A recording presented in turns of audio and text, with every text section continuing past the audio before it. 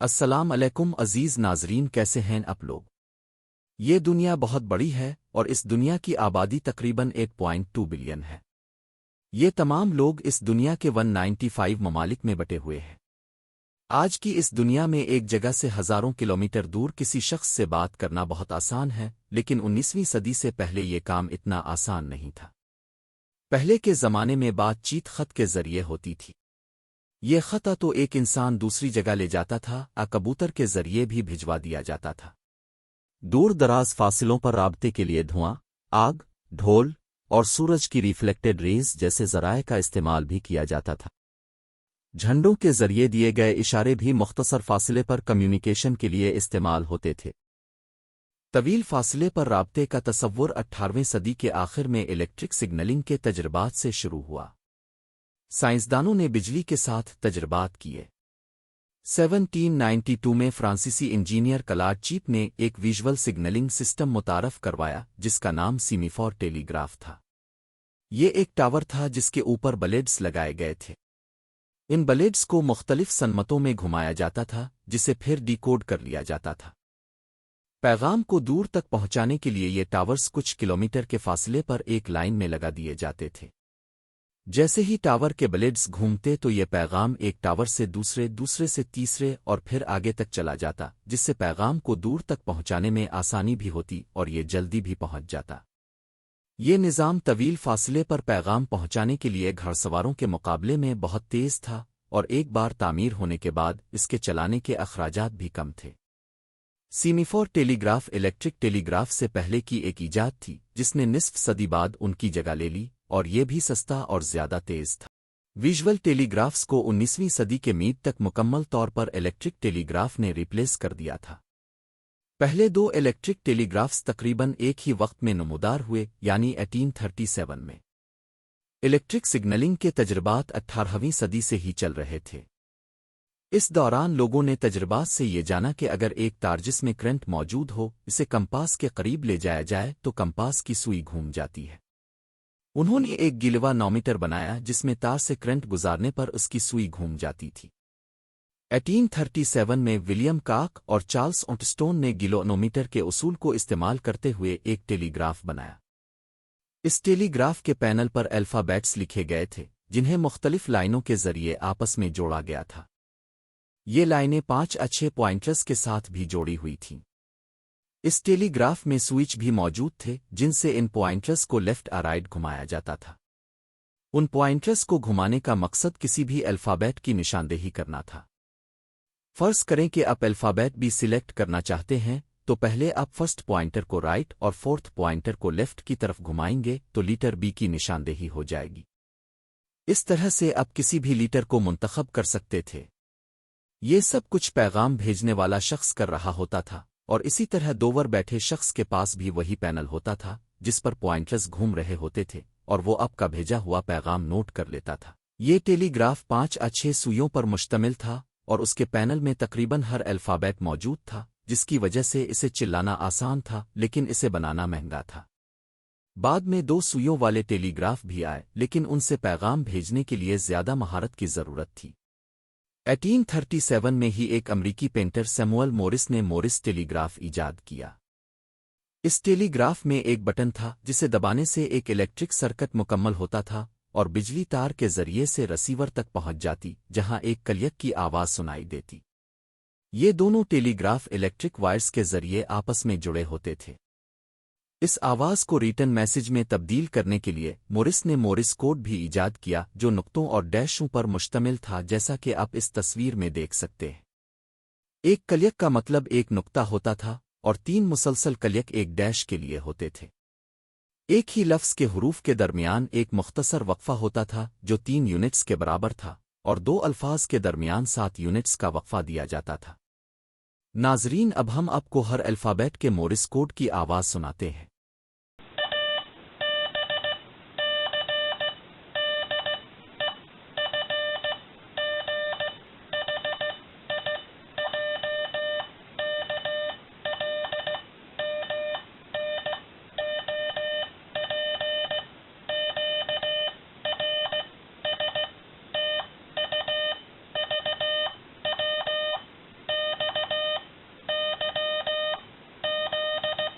ناظرین، آپ نے کبھی غور نہیں کیا ہوگا مگر اب ضرور کریں گا کہ نوکیا موبائل کی مشہور ایس ایم ایس ٹون بھی دراصل مورس کوڈ کے لفظ ایس ایم ایس سے ہی لی گئی تھی۔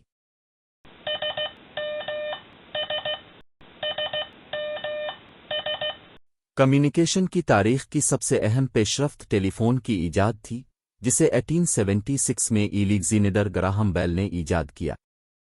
اس کے ذریعے دور دراز علاقوں میں براہ راست بات چیت ممکن ہوئی، جو کہ ٹیلی گراف کے ذریعے ممکن نہیں تھی۔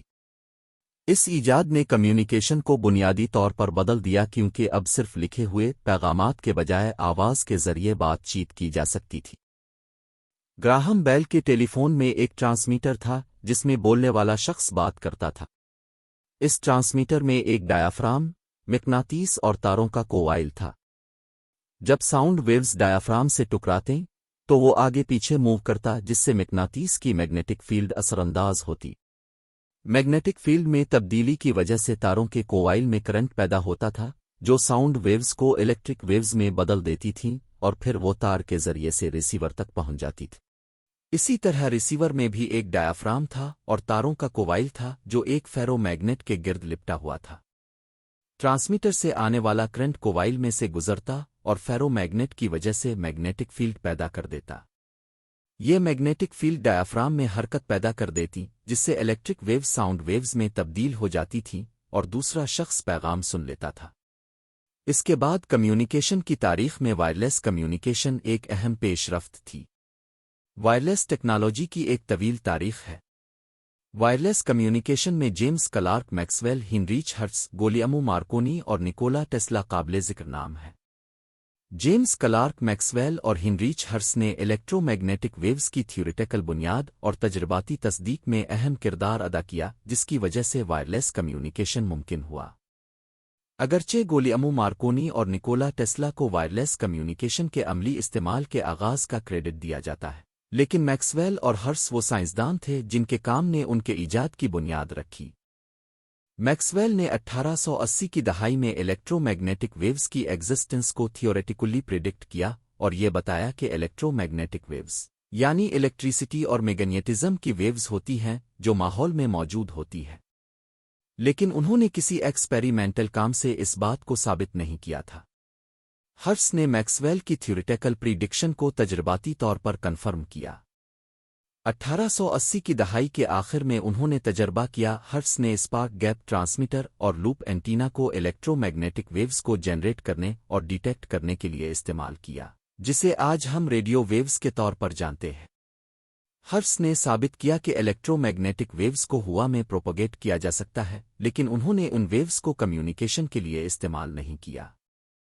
مارکونی کو یہ کریڈٹ جاتا ہے کہ انہوں نے 1895 کی دہائی میں پہلی بار ریڈیو ویوز کو پیغام بھیجنے کے لیے استعمال کیا، جو کہ 2.5 کلومیٹر کے فاصلے پر بھیجا گیا، لیکن 1901 میں انہوں نے یوکے سے کینیڈا وائرلیس پیغام بھیج کر تاریخ میں پہلی بار ایک لمبے فاصلے پر پیغام بھیجنے کا سنگے میل عبور کیا۔ ٹیسلا یہ یقین رکھتے تھے کہ الیکٹرو میگنیٹک ویوز کی مدد سے الیکٹریسٹی کو بغیر وائرز کے ایک جگہ سے دوسری جگہ بھیجا جا سکتا ہے، اور وہ پوری دنیا میں وائرلیس ٹرانسمیشن آف الیکٹریسٹی کو ممکن بنانا چاہتے تھے۔ انہوں نے ٹیسلا کوائل بنا کر یہ ثابت کر دیا تھا کہ بجلی کو وائرلیس طریقے سے پھیلایا جا سکتا ہے۔ 1901 میں انہوں نے ٹیسلا ٹاور کی تعمیر شروع کی، جسے وائرلیس ٹرانسمیشن آف الیکٹریسٹی اور وائرلیس کمیونیکیشن کے لیے استعمال ہونا تھا، لیکن ٹیکنیکل، فائنینشل اور کچھ دوسری مشکلات کی وجہ سے یہ پروجیکٹ تکمیل کو نہ پہنچ سکا اور اسے 1917 میں ڈیمولش کر دیا گیا۔ ریڈیو ویوز کا استعمال کرتے ہوئے کینیڈین انوینٹر ریجینلڈ فیسنڈن نے 1906 میں کرسمس کی رات کو عام لوگوں کے لیے پہلی بار ریڈیو نشریات کی۔ اس کے بعد ٹیلی ویژن ایجاد ہوا۔ ٹی وی بھی ایک اکیلے شخص کی کوششوں کا نتیجہ نہیں تھا، بلکہ اس کی ایجاد میں بھی مختلف لوگوں کا کردار اہم ہے۔ پال نیپکو نے 1884 میں نیپکو ڈسک ایجاد کی۔ یہ امیجز کو اسکین کر کے الیکٹرک سگنلز میں تبدیل کرتی تھی۔ جان لوگی بیئرڈ نے 1924 میں نیپکو ڈسک کا استعمال کرتے ہوئے پہلی بار ٹی وی کو عوام میں ڈیمانسٹریٹ کیا۔ ٹی وی نشریات کرنے والا سسٹم ایک پروجیکٹر پر مشتمل تھا جس سے روشنی نکلتی تھی۔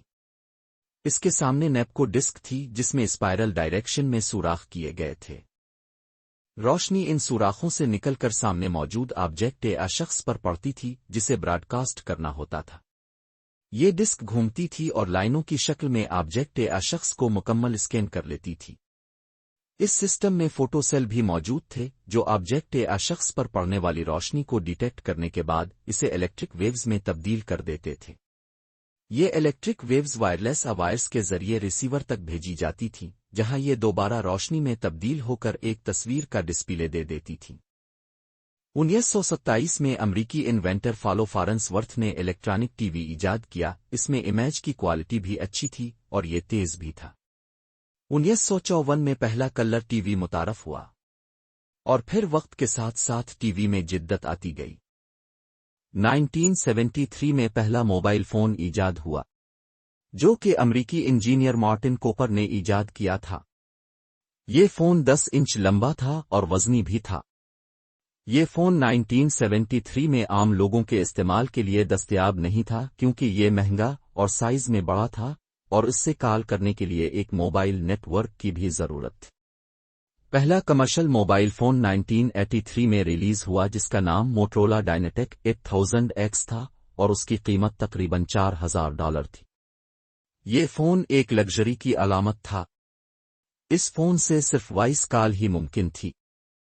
اس میں ٹیکسٹ میسج اور انٹرنیٹ کی سہولت موجود نہیں تھی۔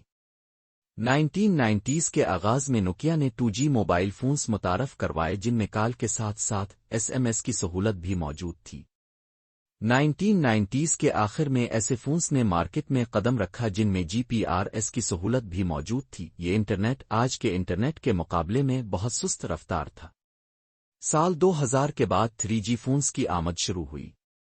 ان فونز میں کال اور ٹیکسٹ میسج کے علاوہ ایک تیز انٹرنیٹ کی سہولت بھی موجود تھی جس کے ذریعے سے multi media message, music, video, web browsing کرنا آسان ہو گیا تھا۔ 2007 میں آئی فون نے دنیا میں قدم رکھا اور یہ موبائل فونز کی دنیا میں انقلاب لے آیا۔ آج کے وقت میں 4G اور 5G جیسے تیز انٹرنیٹ اور مختلف قسم کی سوشل ایپس کے ساتھ کمیونیکیشن کرنا بہت آسان ہو گیا ہے۔ امید ہے ہماری یہ ویڈیو آپ کو پسند آئی ہوگی۔ ویڈیو کو لائک ضرور کریں اور اپنے کمنٹ سے بھی آگاہ کریں۔